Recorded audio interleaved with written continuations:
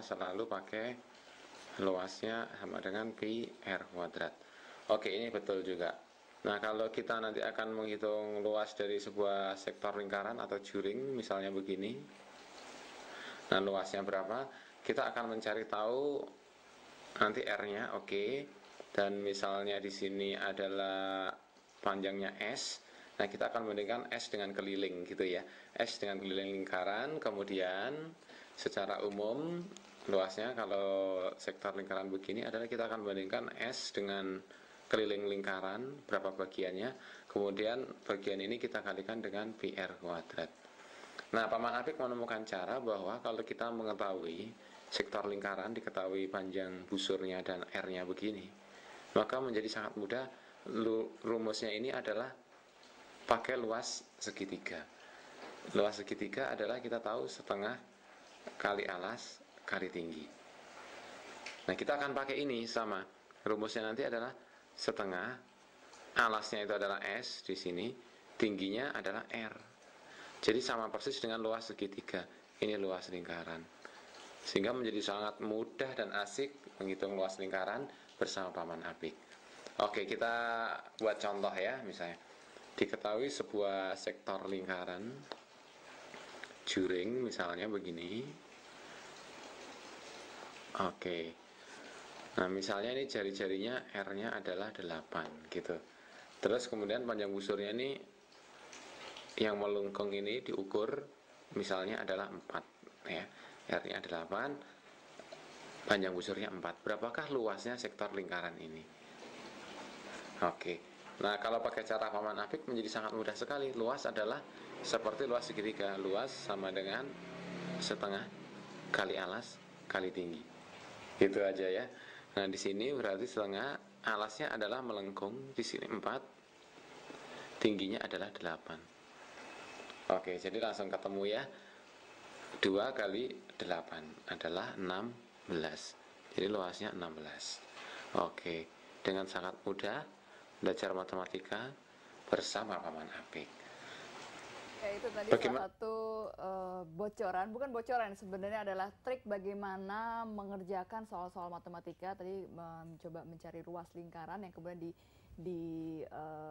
dijadikan segitiga ya tadi, untuk mencari ruas segitiganya untuk mendapatkan berapa sih sebenarnya ruas lingkarannya, seperti apa. Nanti kami akan membahasnya lebih lanjut lagi karena memang di hari ini UN untuk SMP sudah dimulai. Kalau kita belajar mungkin dari minggu lalu, UN SMA banyak sekali kekacauannya. Dan kalau mungkin Anda juga masih ingat pemirsa, sekitar 2 minggu yang lalu kita juga pernah membahas mengenai bagaimana mengerjakan soal-soal matematika untuk UN 2013 untuk tingkat SMA. Nah, tadi adalah untuk tingkat yang SMP. Nah, seperti apa, bagaimana cara mengerjakan matematika ini menjadi lebih mudah, dan juga kita akan melihat bagaimana persiapan untuk adik-adik yang duduk di bangku SMP dalam menghadapi ujian nasional, khususnya dalam menghadapi soal-soal matematika. Dan Anda juga nanti dapat berpartisipasi bersama kami di lantai telepon 02151555111. Saya kenalkan dulu narasumber kami yang sudah hadir di studio saat ini. Sudah ada di sebelah saya Ibu Retno Listiarti dari FSGI. Apa kabar, Bu Retno? Baik. Baik ya, dan ada juga Mbak Mega Aryani dari Apik ya.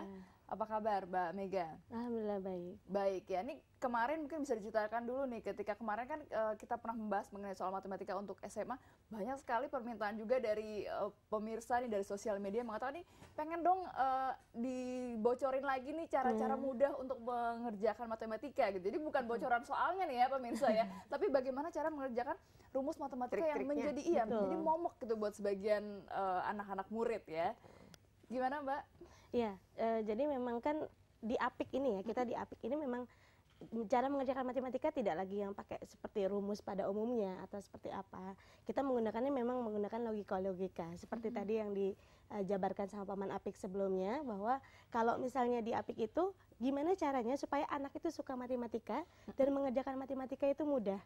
Nah, jadi itu yang mau kita sampaikan, bahwa setiap anak jangan takut, sebenarnya matematika itu mudah kok, gitu, seperti itu. Asal tahu gimana cara ngerjainnya. Asal tahu gimana cara Karena kalau misalnya soalnya udah susah, udah kayaknya males banget ngerjainnya, udah tinggalin aja deh, pindah ke nomor berikutnya gitu ya.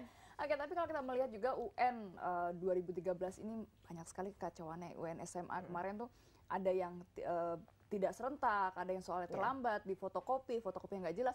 UN SMP ini juga ada beberapa yang tertunda gitu ya, dan masih ada juga soal fotokopian. Nah, dari forum guru sendiri melihatnya ini bagaimana mengenai UN 2013 ini, Bu Retno? Kalau kami melihat bahwa dengan kondisi seperti sekarang ya, di mana tidak serentak, namanya ujian nasional ya harusnya serentak. Kalau tidak serentak namanya ujian regional dong ya. Kemudian yang kedua, soal bisa difotokopi tanpa batas. Siapa yang bisa menjamin bahwa soal tidak bocor ya?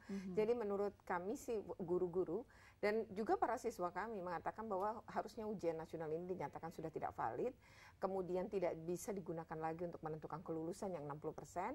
Dan tahun ini kalau pemerintah merencanakan untuk pertama kalinya tiket masuk untuk masuk ke perguruan tinggi negeri, maka seharusnya pihak-pihak PTN ini menolak. Sayangnya rektor-rektor ini dia membisu ya, karena rektor itu kan diangkat oleh menteri sekarang ya.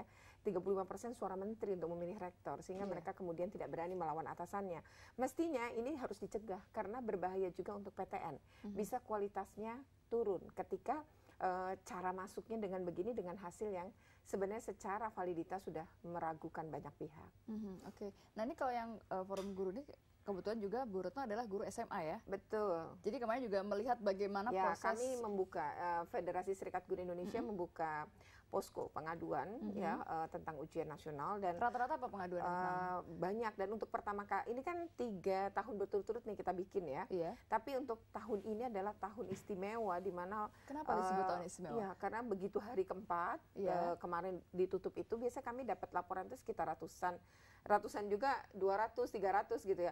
Kali ini mencapai angka 1035 di hari ketiga. Di hari ketiga? Ya, terus uniknya lagi yang memasukkan laporan ya, apa yang mengadu itu tidak dulu mayoritas guru gitu ya, kemudian pihak-pihak seperti orang tua atau orang-orang yang peduli gitu ya. Kali ini murid banyak sekali masuk. Protes juga ya, ngadu juga. Jadi ratusan jumlah murid yang kemudian masuk. Nah, yang mengenaskan adalah menurut kami adalah sebenarnya secara teknis umum ya, misalnya saja soal di fotokopi, kurang di fotokopi, terlambat ya, kemudian bahkan nggak ada barcode juga, nggak ada barcode, terus ngerjainnya disilang di dalam soal gitu ya, anak-anak semua udah penuh keraguan.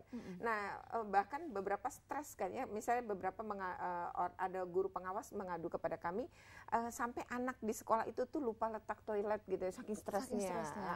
Jadi itu banyak, dan tetapi yang paling parah adalah sebenarnya psikologinya anak ya, di mana anak-anak ini merasa khawatir sekali tidak lulus. Dan kami menerima juga laporan dari Sumatera Barat, di mana ada anak perempuan yang menyatakan kalau dia merasa tidak bisa tidak lulus dengan pola begini, dan punya rencana untuk melakukan bunuh diri ya. Nah, ini sehingga ketika itu ada yang mengadukan temannya karena dia curhat ya, dan itu ditulis dalam buku harian ya, dan akhirnya ya kami harus menghubungi pihak sekolah ya untuk menyelamatkan secara psikologi ya.